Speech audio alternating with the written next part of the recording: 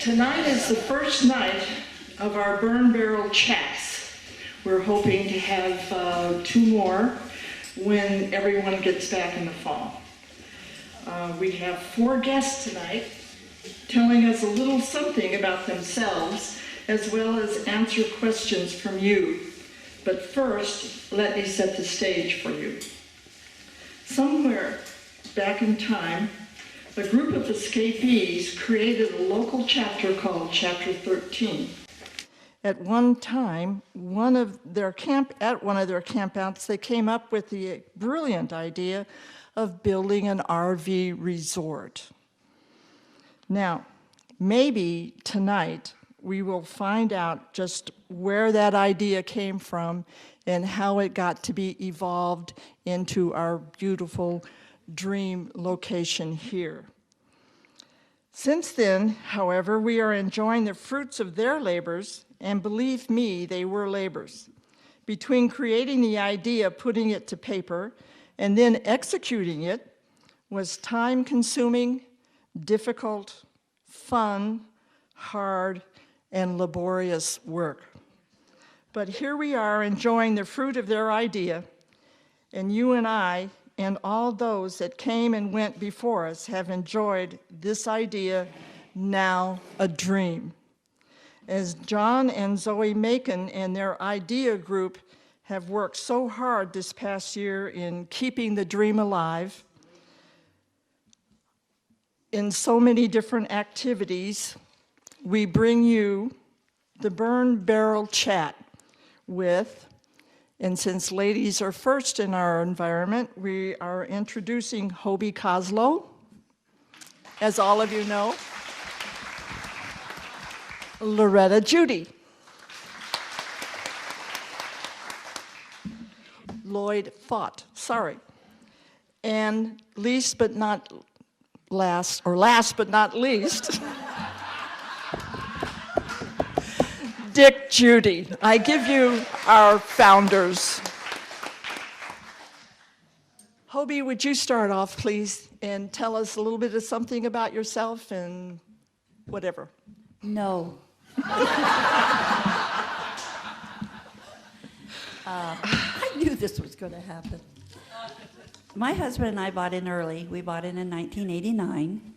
And we came up one day to look it over. We got our information out of the Escapee magazine. We went full-time in 1984 and decided to come up and take a look. Vi Wilcox was our guide. She brought us up. Of course, there was nothing here but a dirt road. What sold us, we had a schematic. Schismatic? I don't know quite how you say that. But we had a mock-up of the park. Somebody had built it. Showed the clubhouse, the pool, all the different things, the laundry rooms. It showed all the lots. And it was impressive. It really meant something to us looking at it and thinking about it. So we went home and got our money and came right back up the next day and bought in. And we would come back occasionally to see what was going on. As Dick well knows, not much. And so it was a while before we really got going building the park. But we would come in, check it out, and then come back later, see what was happening. It was really an awfully good time. We didn't take any kind of a position in the park because we were too nomadic. We came and went all year for 5 years. So we were in for a few months, out for a few months, back in. And therefore, we were burn barrel people. And we got our instructions from you-know-who was the burn barrel master. Consequently, we did lots of jobs. I worked with a lot of people. And the first job we had, real job, was with Margaret and Les Dunker, Brenda and Gordon Amons, Chuck Greathouse, and myself and my husband. And you see all these light standards out here in the park? We scraped every one down to the steel. And it was a horrible job. And we were freezing cold in the winter. Well, people got smart on that crew. I wasn't one of them. Margaret decided she'd do the stained glass windows. So she bailed right out. I don't know where her husband went, but he was gone. Well, as the standards got cleaned off, they had to be primed and painted. My husband did that. And then Chuck Greathouse started working on the sheds. And there was me, poor me, and Brenda and Gordon doing the light standards. Well, we left before they were completely done, but we did do the majority of them before we left. And when I came back, we went right to the burn barrel, and I have worked with the Rockettes several times, off and on. Sharon Langford and I got up at 6 in the morning for a period of a few weeks and turned on the sprinklers on the banks, especially the ones down below the tank hills. All of those, we had to go down, not light up, but start up the generators and water those in the morning. And it was freezing cold a lot of the time. And I don't think I ever dwelled much on that. We just did it. It was fun. It had to be done. I worked with Lonnie Jordan doing the irrigation. Sat on my butt and heard some tall stories sometimes, but that was all part of the fun. No, he was great to work with. I stained the kitchen, all the cabinets in the kitchen. Carol Laporte and I stained. She was fun to work with because she'd go home at noontime and never come back. And we all knew why. She did like her wine. She was a great gal, and we all loved her. And she was a great soup maker. One of the experiences I had, she gave me holy heck. She was down below in the ranch house making soup for either the workers or the workers on the road or people across the street. She was always making soup in the ranch house. I walked in one day because we had the microwave in there, and I don't drink coffee, so I went in to make myself a cup of tea, and she told me in no uncertain words I was not welcome in the kitchen. And I said, I beg your pardon. She says, I don't want you in here. We're busy. We don't need people walking in and out. I stood my ground, and I got my tea, and then she and I laughed about that. Later on, we laughed about that. She says, I don't know what was going on in my head. But, you know, it's hard up here to remember everything. I've known Dick and Loretta all these years. I didn't really know Lloyd or his wife that much until later on. Ann Mastro, we were trying to think how we knew each other. It was mostly our husbands that knew each other. Dennis worked with Nick, and that's how I got to know Ann, and I love her dearly. She's a sweet friend. But I didn't really work with her. I worked with the Rockettes quite a bit. The river out here, I helped grout most of that. That was my funnest job, on your knees grouting. That may sound silly, but it was really fun. I had a really good time. And that was one of the last big jobs I had, because by that time we had lots, and we were parked up where Nancy Hand lives now, and that's where we were parked. And so things were really going along, and the clubhouse was practically built by then. I want to mention one more thing before I bail out here.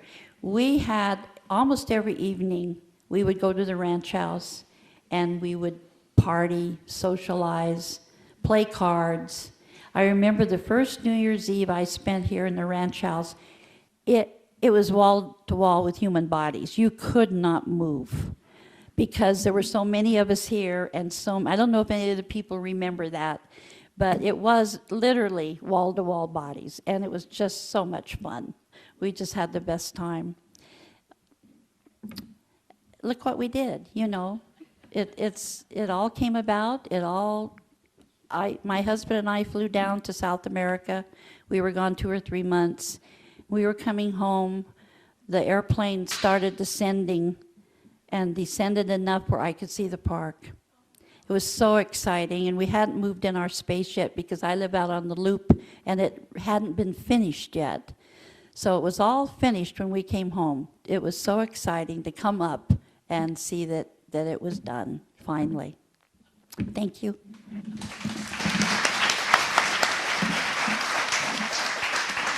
Loretta, you want to go from there? Well, I didn't do a lot. I worked in the office, and I was asked if Dick and I could get along with me working in the office and him on the board. We hadn't fought before, so why would we start now?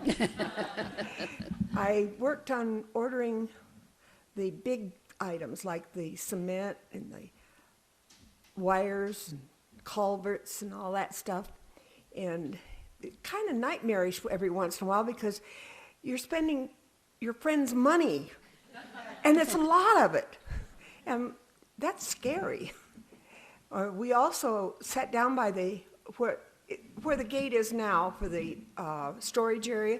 We sat down there under a tree, and when somebody would come up to go through the park, we'd show them around. And that was fun. We could tell them everything that was going to be done, and some of them you could tell they didn't think that there was going to be anything here. And others of them asked me questions that I couldn't answer. Ollie Bruckner especially was really inquisitive, I guess. He asked me how we're going to do this and why are we going to do that, and he joined. So then one day we're sitting down there in the rain, and this man comes up, and he's got a long, scraggly beard, and he's wearing a beat-up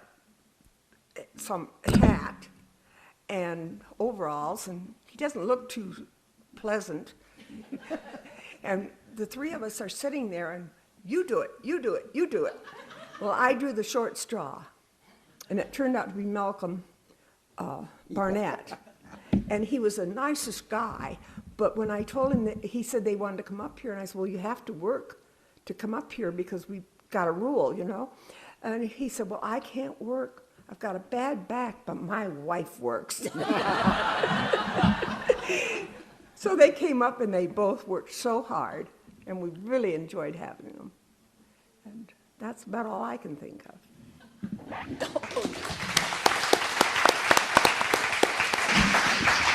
Lloyd, you're next. I'm next. You're next. First, I want to say these two really were here at the very beginning, and they're still here doing things for the park. The way I remember it, those big posts that she was talking about, they got them cleaned up and everything. I worked, by the way, in the garage down there as a mechanic down there. And they had a little trouble getting them up, so we had this old crane. Everybody here remembers the old crane. And we tried to put them up with it, but the boom on it was too short. So Ramona, I think it was, she come up with the idea that we should cut the boom and stretch it. Well, that sounded like a good idea. I did it. First one they picked up, the boom broke with the long boom. But when we got here, when in '89, the first meeting that Chapter 13 had, we were camping somewhere, and a guy said, what do you know about the SKP people? And I said, never heard of them. But he gave me a brochure, and they were having the first, whatever it was, here, a meeting or whatever. And they found out we had a little money, and they wouldn't let me leave till we bought in.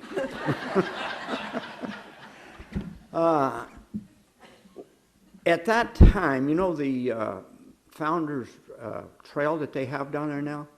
That was a good trail. I wish they had had that when we first came here to come up that hill, and that's no kidding. And if you really want to know what it looked like, when you're coming up the road, look on each side and see the granite. And that's the way it looked. And if you wonder where those blocks of granite are, just look at between the number 1 and 2 pond. And if you look at those big humps of granite, they still have powder holes in them where they blew them up. And it really seems like a challenge, but you really don't know how much of a challenge it was until you hear about what we had to do it with. When you came in, maybe you still do, when you come in, you sign in what kind of work you do or something. Do you still do that? Well, we did anyway, and anyway, they found out that I was a mechanic, and then they wasn't doing anything for a while, but I had to leave my name and phone number, how they could get in touch with me. So we went back out on the road for a little while, And Jim Rissman called me. And he said, Lloyd, well, I think we got a little work here if you want to come back in. Okay, sure. So I came in and they had 8 old Cushman scooter things like the ladies used to ride for the motor maids, and even I think they delivered mail or something on them. We had 8 of those, and out of the 8, I ended up with 4 3-wheelers and 2 2-wheelers, or 4 3-wheelers. That's what. And they used them to haul their tools up and down the hill. I know you think it was a challenge. It was, but if you knew what kind of equipment we had to build this place with, you would call it a challenge. And I always tell stories on Dick, and most of them are true. But these two did a lot in this park, I'll tell you. But he had an old motorcycle. You remember that, Dick? He had a bicycle, a trailer behind it? Yeah. What was you doing then? Surveying or something? No, it's laying out lots. Well, okay, anyway, that motorcycle didn't have a crank on it. Start it, you know. You'd push it and then put it in gear and go. And Dick, that motorcycle still runs. It's in Arkansas in my son's barn, and I was there 2 years ago. I put a little gas in it, pushed it, and I thought of you. It started.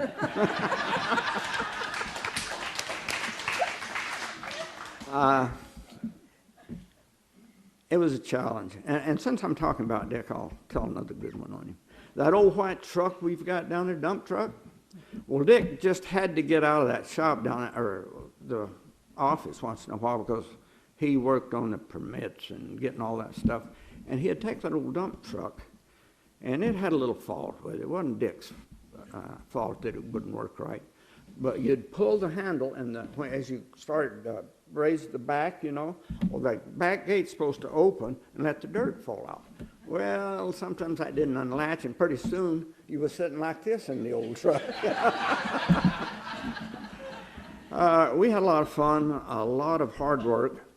And like I said, when I first started and I called them old people, and I'm as old as they are now. But they decided that they needed to dig a well or drill a well. And you know where they went? The highest peak in the park to drill a well. And they found water. I don't know, it was an experience. Would we want to do it again? Sure. Yeah, well, she would. But it was a lot of fun. We met and made lifetime friends. And I'm pleased with the way the park is. The new people, we call them new people, I hope they don't mind that. But they keep going. They keep building and developing. And I don't know where it's going to end. But it was a task. We've enjoyed it. And I don't know how and why, how all the people get here. Just love them all. They're really great. Thank you.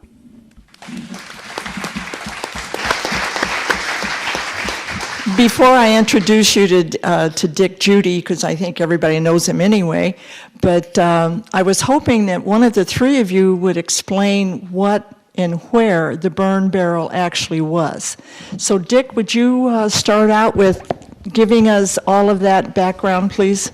Well, to start with, we came in, we weren't here in '89. We came in '90. And we were across the street at Thousand Trails, and we'd heard about this crazy group that was going to build a RV park. So we said, let's go over and look. So we came over. Joel Swycourt gave us a tour and brought us up here on a golf cart, and we went around and looked at the park. I've done my share of estimating, and we got back to the rig over across the street, and I told Loretta, I said, they'll never get that park built. The next day we bought in. And I said, I got 2 weeks I can donate. what can I do? And Richmond says, well, what did you do in real life? I said, well, I was a sonar engineer. He said, you mean like underwater stuff? I said, yeah. He said, well, good, we need somebody to design the sewer system. The burn barrel started out as just a bonfire down below in the parking lot down there. And we were actually burning trash is what we were doing. And trying to keep the place cleaned up. And the fire marshal showed up, says, you can't have that. You can't have a fire down here. And we said, well, you know, it's cold here in the morning. We'd like to have someplace to warm our hands. Well, you can have a warming fire, a small warming fire, but it has to be contained. So we got a barrel and cut the bottom out of it and made a burn barrel for a warming fire. It got pretty big sometimes. But I was working in the office and doing drafting and trying to do perk tests for the sewer system. And Kent McKenna, who was another engineer that was working on the same project, and they asked him to become chief engineer. He said, okay, as long as Dick becomes superintendent.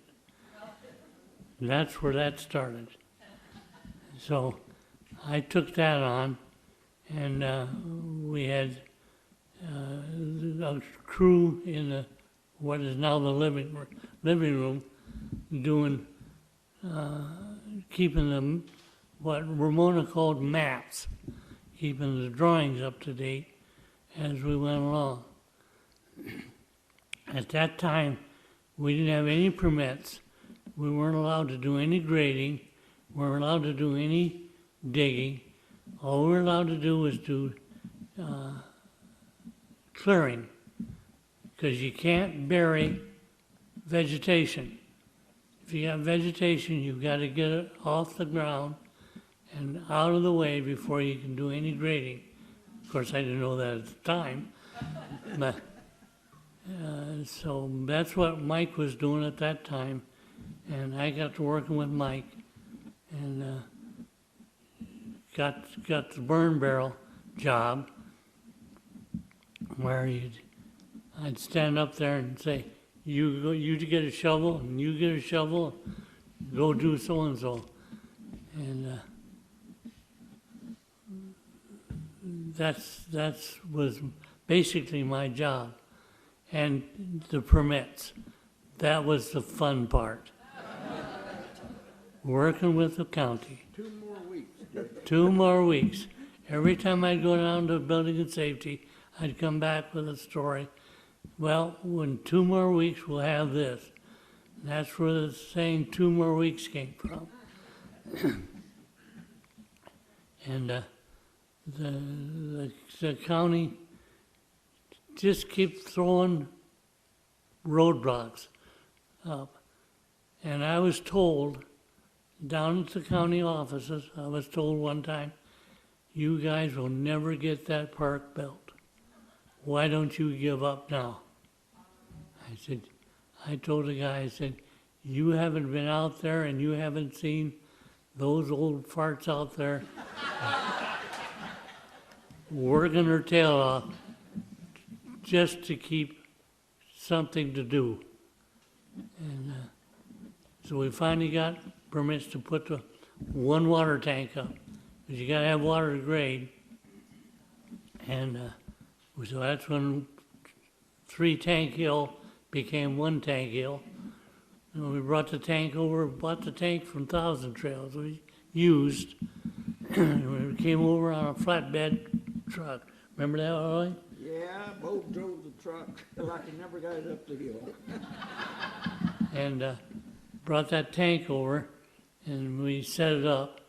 And then a little later, we bought 2 more tanks and painted them. I wanted to paint SKP on top of them, but they wouldn't go over that.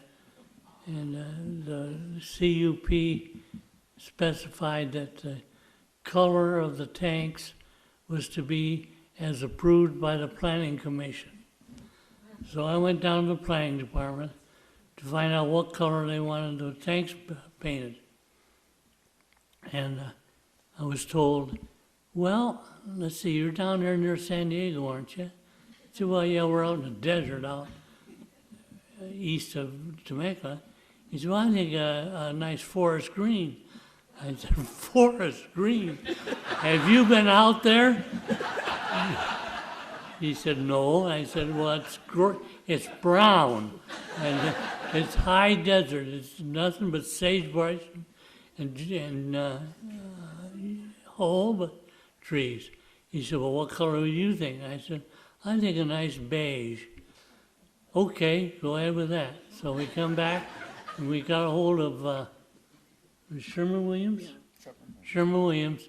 And they concocted this color, which now has the official name of jojoba beige.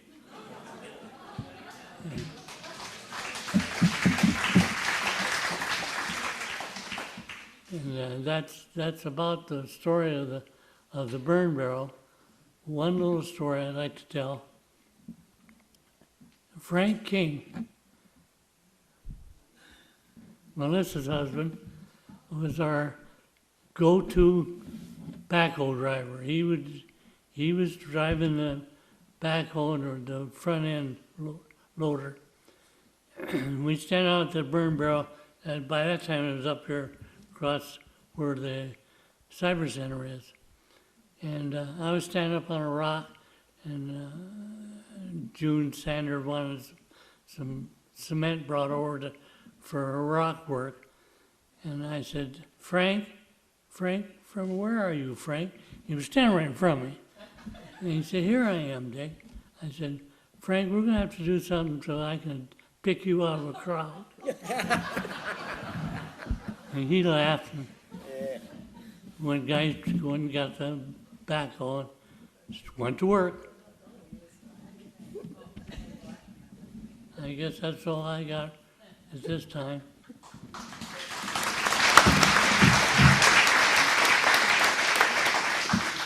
Well, now we're going to have any of you have questions, but while we're getting our roaming mics out and if you have a question, please raise your hand.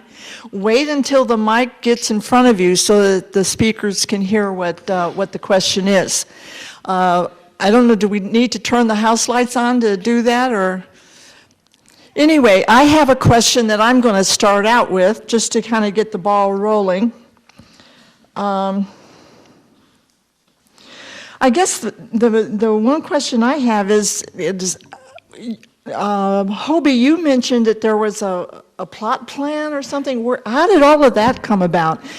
And that's basically, and then we can move off maybe into the bylaws and how those kinds of things got developed. I don't know who made the mock-up or the model. I just know it was made, they had it sitting on the porch of the ranch house on a table. And it was big. Tony Wood, okay, thank you. I didn't know who it was. But that is what impressed us, was looking at that. I have tried to find it, and we can't find it. We don't know, we think it was destroyed, which is a shame, because it would have been fun to have had it for Founders Day. Yeah. Yeah. Was that the engineering company then that made that, or? No, somebody in the park. Oh. Somebody involved with the beginning of the park. Well, was there an engineering company that laid out the general format? No, we did That was it. Dick? You were the, Us volunteers did it. oh, now that's something I didn't know. So those are the kind of questions that we can ask. I mean, so raise your hands, ask some questions. Let me start out here with a practice question for Dick. I know the answer already. Tell us about the extortion that Riverside County put on us about the Stevens kangaroo rat. The kangaroo rat is the Stevens kangaroo rat. It's a very specific kangaroo. Migrated through this area in the 30s. And it became designated as an endangered species. Now, the Stevens kangaroo rat, you can only identify through an autopsy. Which kind of defeats the purpose. So the county came up with, they're going to build a sanctuary for the kangaroo rat. They're going to get this plot of land. Of course, you know who's going to pay for that land. And they fenced it with a chain link fence to keep the rats in. That project cost us $283,000. When I paid that bill, I wrote the check and paid the bill down at the Building and Safety. Got the receipt and put it in my log. And when we went down to get the grading permit, Robin, the gal behind the counter, says, "Well, you're all set now. All we need now is your rat fee." I said, "That fee's already been paid." She said, "We don't have any record of it." I opened up my log and I said, "Here's the receipt." She said, "Well, let me have that and I'll make a copy." I said, "No, I'll take it down to Walgreens and make a copy." And I did. And when I come back with the copy, she said, "You don't trust us." I said, "You're right."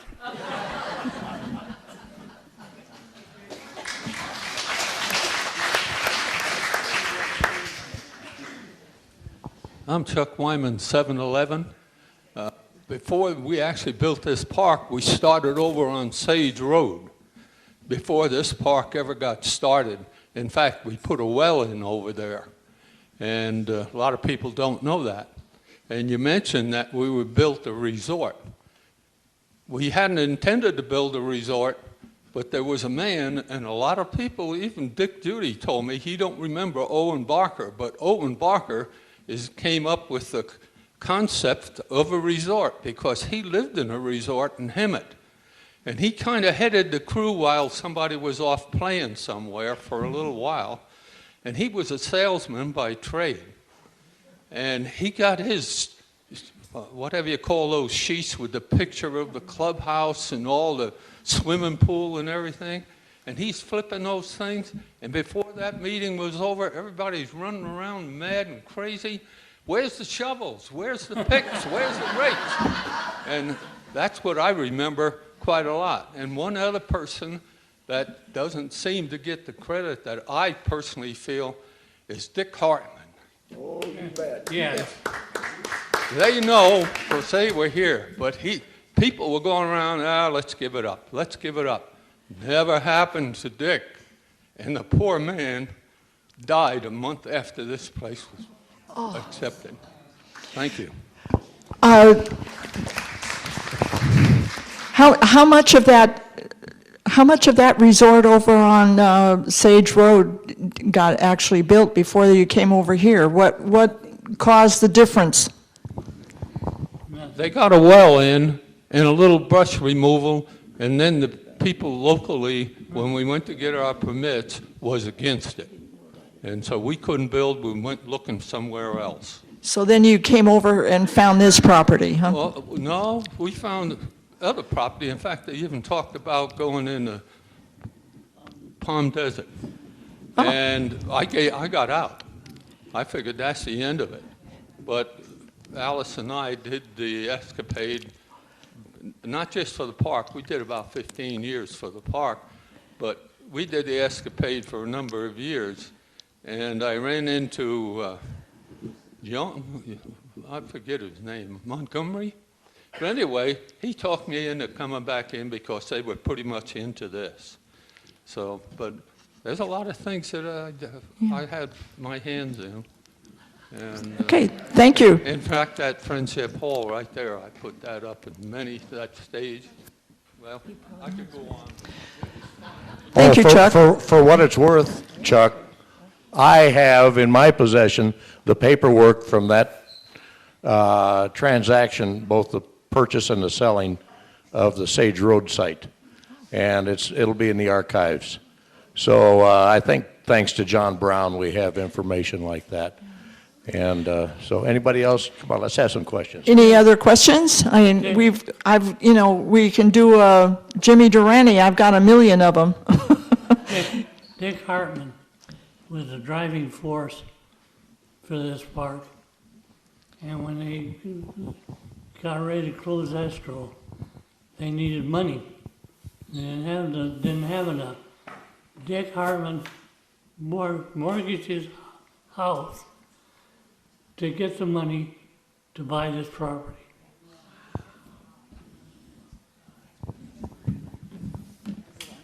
On a normal work day, how many people would be actually working in the park? All of them.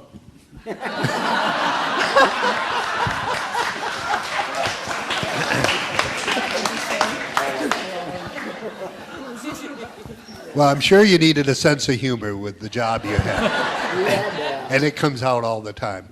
But a couple hundred people? No, it varied anywhere from as low as 25 to maybe 200, depending on what we had going. Remember, in the early days, we didn't have any permits. We couldn't do any work. And basically what we were doing was clearing and doing what we thought we could get away with. Back in the day when RV parks or resorts, whatever you want to call them, they were like, one right after the other. How did the design of all of these beautiful curves and large lots and everything, how did all of that come about? Anybody want to tackle that? Well, I don't know how it come about, but I was asked the same question.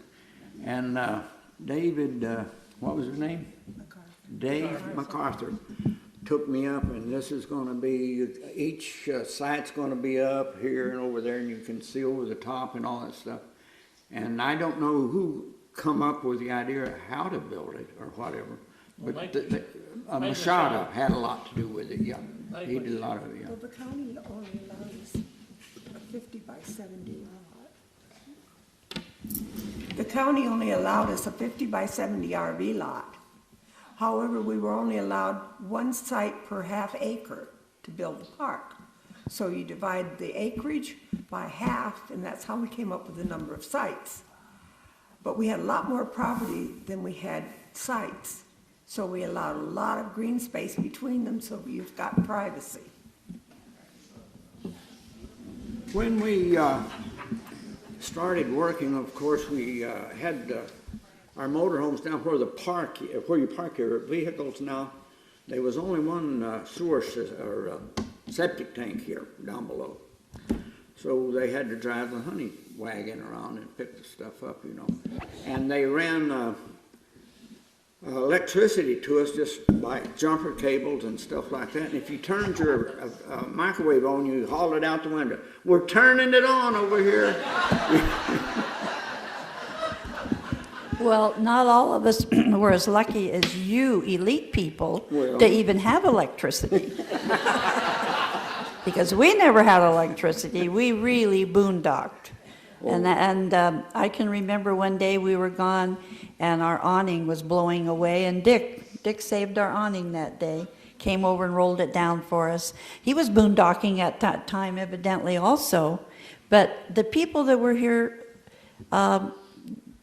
longer periods of time were the ones that got the hookups, and I feel rightly so. I wasn't upset about it, but still, not all of us had electricity. I wouldn't call we had electricity, but you could turn a light on. We finally finally run in some temporary power. And then I put a temporary power pole down about where the gate for the storage lot is. And when the inspector came out to inspect our temporary power, he questioned me as to why we had a electric panel in there with 24 circuit breakers. I said, well, that's just for expansion.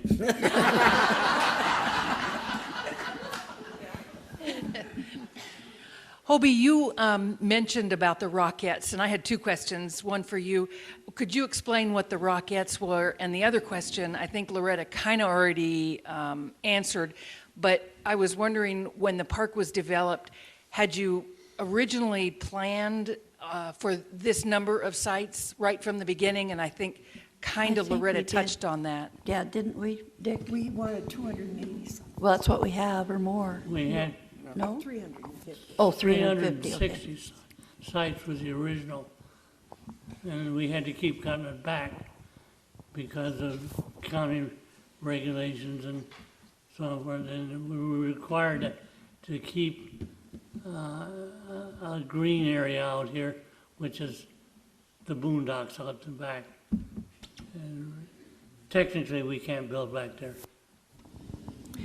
June Sander and Ann Arnett were really the Rockette queens, I call them. They're cousins also.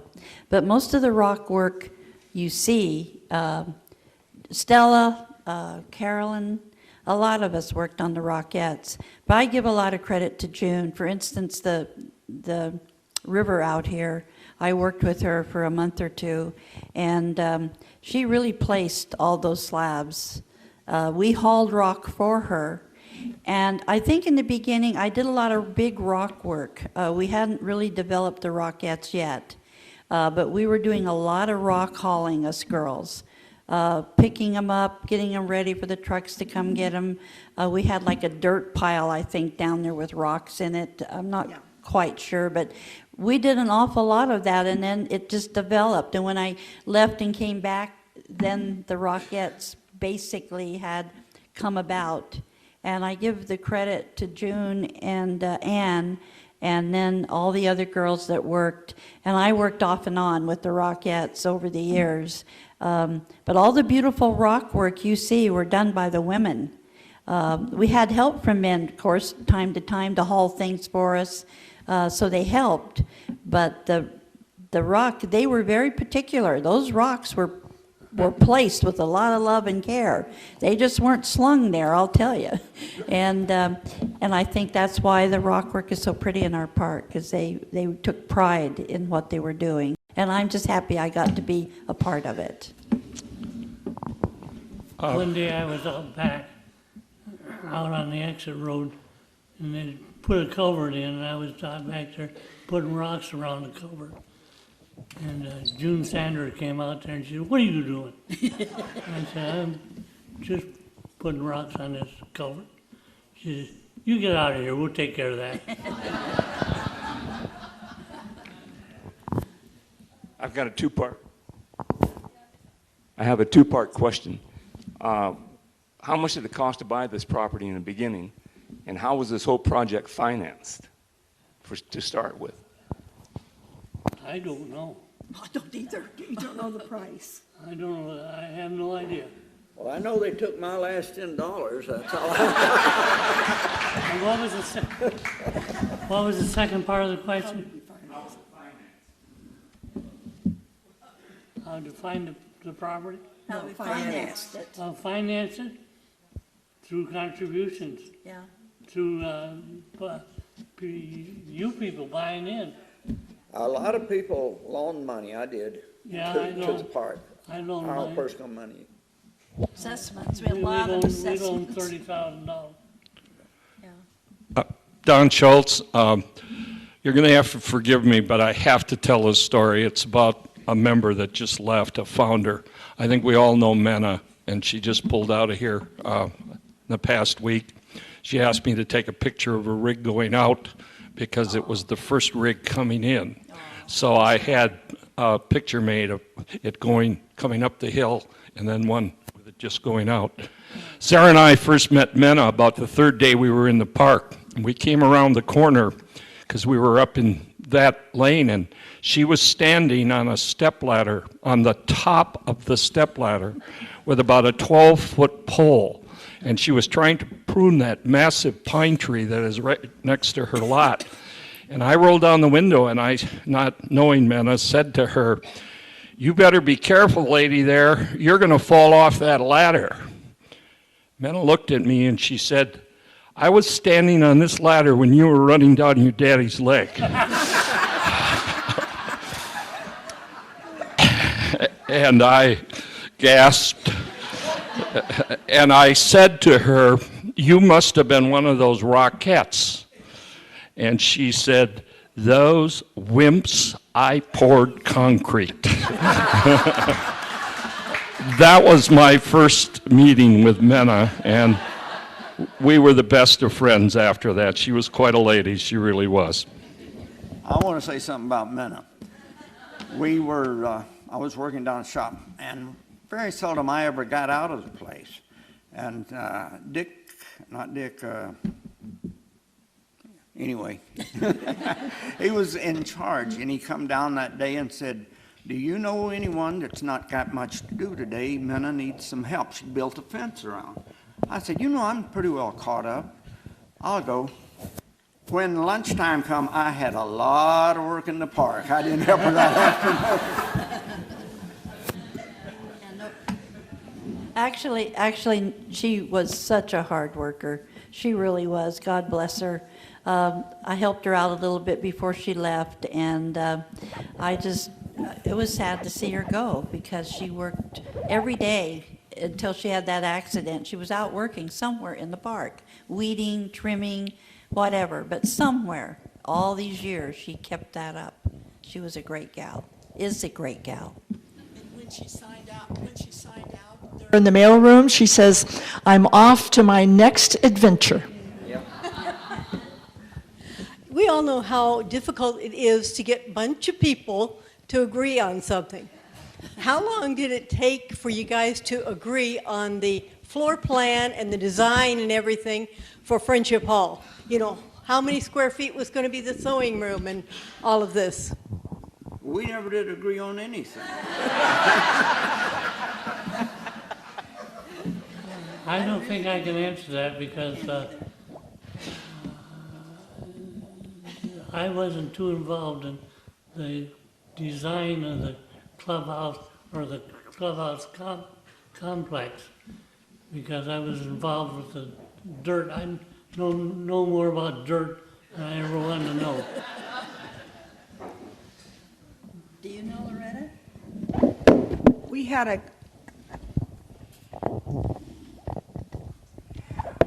an architect, and we had a lot of arguments with him. But we finally got it the way we wanted it almost. But it took 2 or 3 months for her to draw up the plans, or him. I think it was a woman. I can't remember her name. Oh, okay, I don't know. Anyway, we wanted more bathrooms for the women. We didn't get them. But about 3 or 4 months that she took to draw the plans up and get them the way we wanted them. It wasn't all fun and play and everything like that. We had a real sad thing that happened here. He had been here for a while. This fellow had, and he got cancer real bad. And they was going to take him home or whatever. Well, he shot himself. Oh, yeah. He didn't want to leave the park.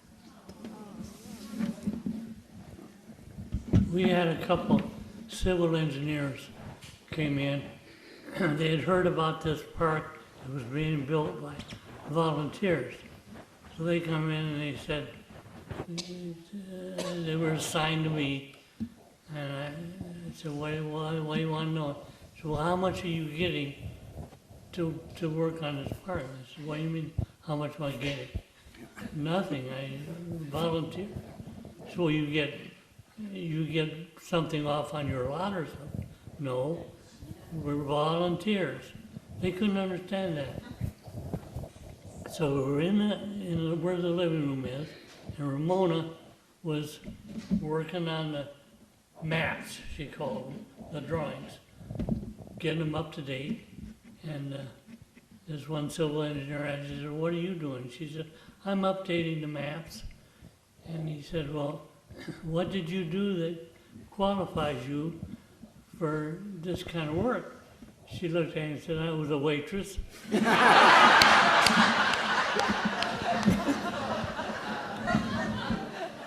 We lost another member while we were building. Her name was Dodie Woods. And when we came in, she introduced herself. She said, I'm the big wig. Well, she was wearing a big wig. But she had cancer and she'd lost all of her hair. And she finally lost the fight to cancer. She was a darling. Jim Meyer. Yes, I understand. Am I coming through on the microphone? I understand there was a lady, Mrs. Hart, that put in a lot of money into this park in the very early stages by either selling their property and putting that money into it, or somehow putting a big financial chunk into this park in very early ages. I think her name was Joanne Hart. But she left the park a I'm couple sorry, years Al, ago. I can't hear you. She left the park a couple years ago because of old age and having to lead. No, But that's I- Sharon Hartman. Sharon Hartman, okay. That was Dick's wife. And when he mentioned that they put money in, that was the couple, Sharon and Dick Hartman. Yeah, okay, so what did they how did they actually promote this park by putting the money into it? Anybody know anything about that? Oh, I don't know what the question is. Yeah. Well, We didn't promote it. we didn't know, the people that was here, it wasn't promoted, we just was crazy enough to build something. Well, the Escapee magazine, like, that's how a lot of people found out about it. That's how we did. And I think that was a big draw, and word for mouth, and just came about. I don't think it was really promoted. We didn't have an active advertising program or No. anything like that. It was written up in the Escaping magazine and word of mouth. That's how we heard about it. We were sitting around a swimming pool someplace in a Thousand Trust Park. One of the fun things in the park, there was a couple here that worked, and I don't think they really had bought in or were members, but he was a barber.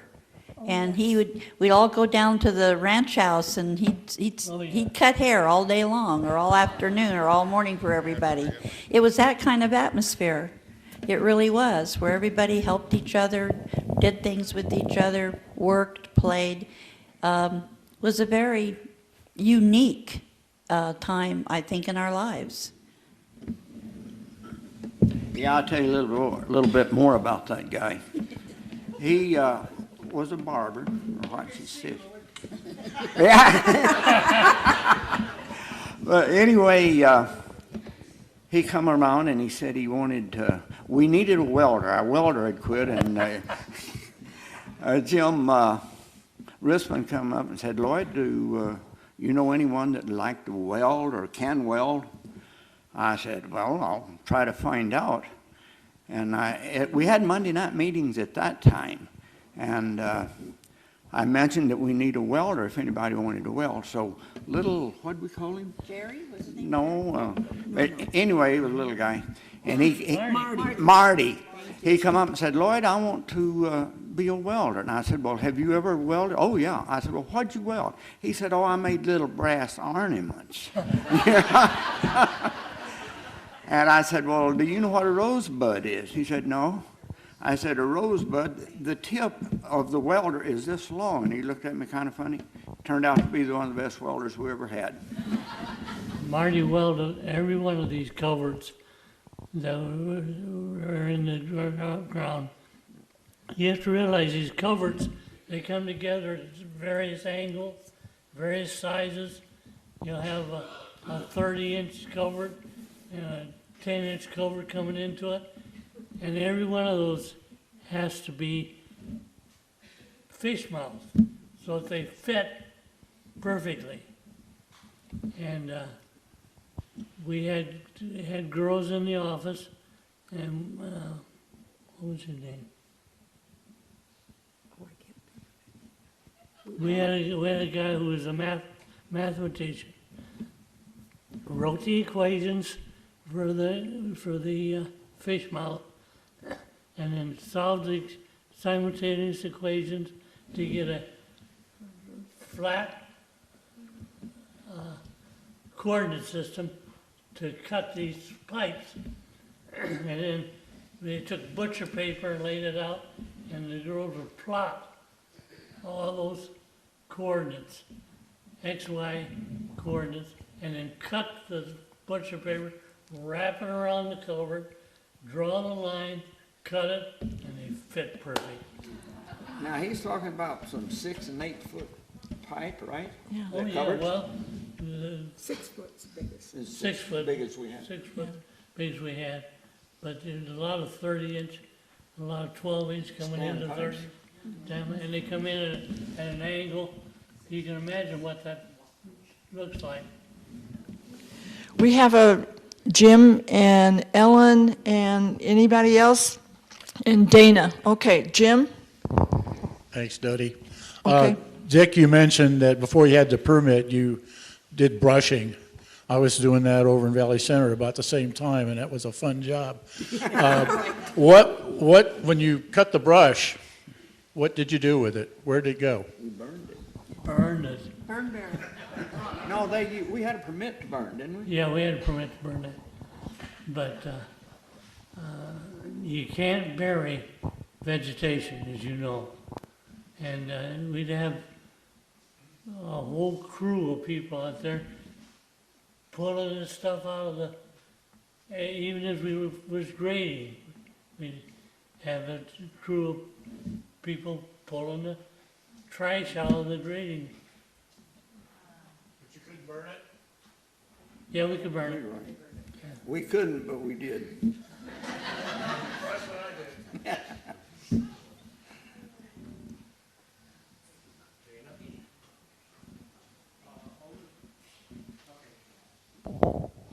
Over the many years of construction, you had a lot of people working here. Come lot pick day, actually, what percentage of the people that actually worked bought in? I don't know that. I think about 75. 75%. Probably. I do know that when we bought in, we were 86. And when we did lot pick, we were down to like 23. So that many people between that time had left over a 5-period time. That's how I kind of judged it. We had a lot of people come in here that wasn't even skips. This one guy came in every summer and worked for 2 or 3 days and leave, and then he'd come back. And there were more of those people. I don't know how they got the word out, but they would come here and work and go away. We'd never see them again. Had to work too hard.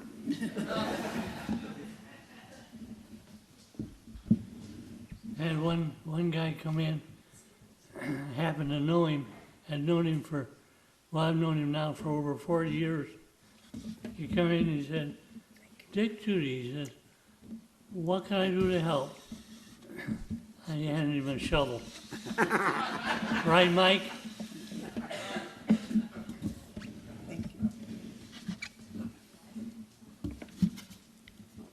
Okay.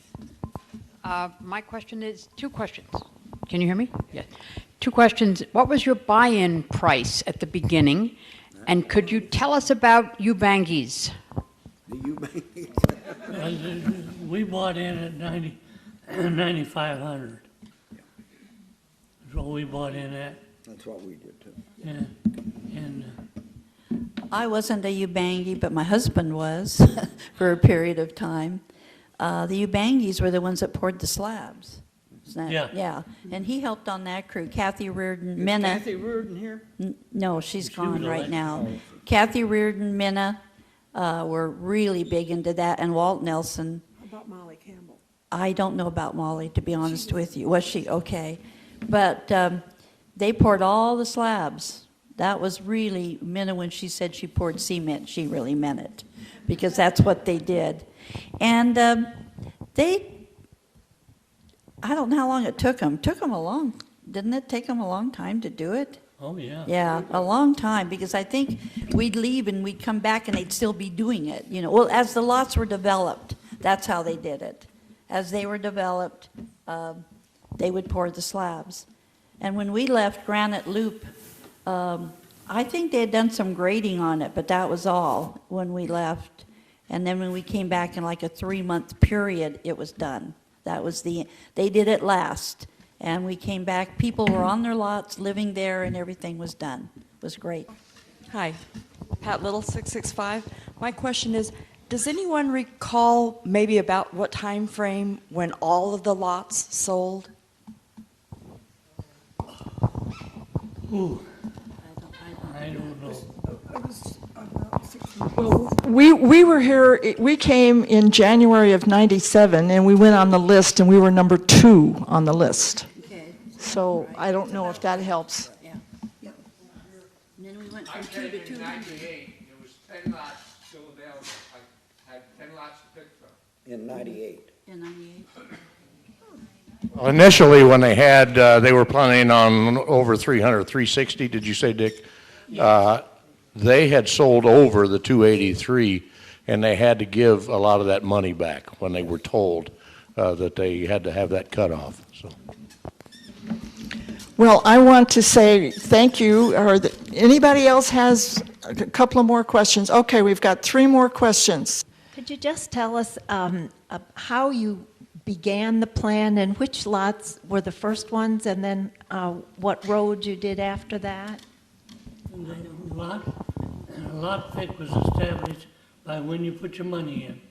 The earlier you put your money in, the earlier your lot pick. And we started out at a 101 and wound up at 47. 43.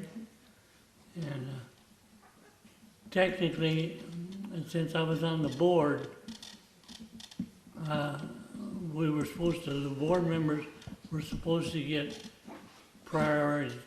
But I had resigned from the board and had taken some time off. And when I come back, they pulled me back on the board. And I hadn't been on the board over a year. So, but we got the best lot in the park anyway. He does not, I do. Oh, no, if you see my lot, you know I do. I know the physical work was absolutely astounding, and I'd like to ask about the snakes you encountered, but I'm not going to. What about the bylaws? How did you get those bylaws that still are so relevant? How did that come about? After everyone was in, or was that going along, or what? It was After we moved, after lot pick, there was a committee that, and we borrowed bylaws from various other parks as a go-by. I wasn't too involved in that. I tried to stay out of that. We were toured in April of '99, and we put our money down. Dwayne Holweger was the one who took us around, and when we finished our tour, I asked him, do you really want new people coming into this park? You did so much work here, and you're so proud of it. You sure you want other people in here? He says, oh, yeah. So we put our money down, and we headed off for Escapade, which was in Chico that year, and they called us right after Escapade and said, which one do you want? So we said, well, I think we want 608, and went on up to do our summer travels and came back in October. But it's a great place.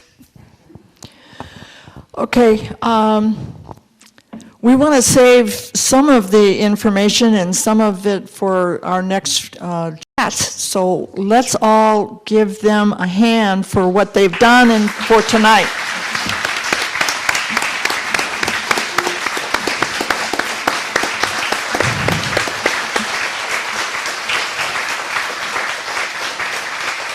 Okay, we've got just a couple of more pieces of business before I close the program off.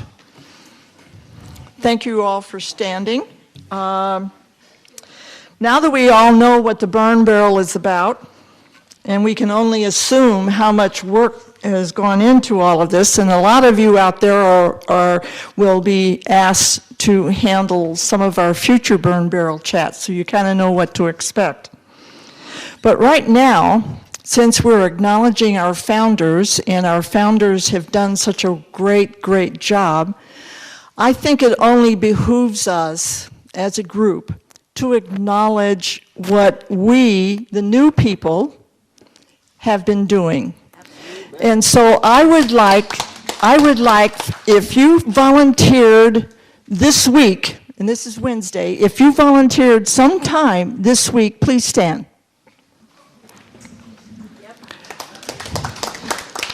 If you volunteered sometime this year, wait, stay. Those of you that have volunteered sometime this year, please stand. Those of you that have volunteered last year, please stand. Okay, now, turn around and give everybody a hand.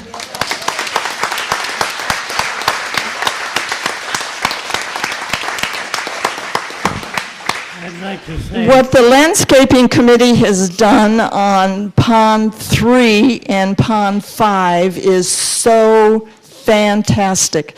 And it just, I mean, me being right there on Pond 3, my husband and I can't say that he's not there, but he is, and we get out there and we look and we can only imagine, this is just a small little picture of our wonderful resort. And you look at the work that these people did just for Pond 3, it gave us a real sense of what it took to get the rest of it done. So thank you, thank you, thank you. I'd like to say, Good night, and we'll see you in the fall. I'd like to say something first. As you know, we're leaving the park. We're very happy of all the volunteers that have come in, the new people. We're leaving the park in very good hands.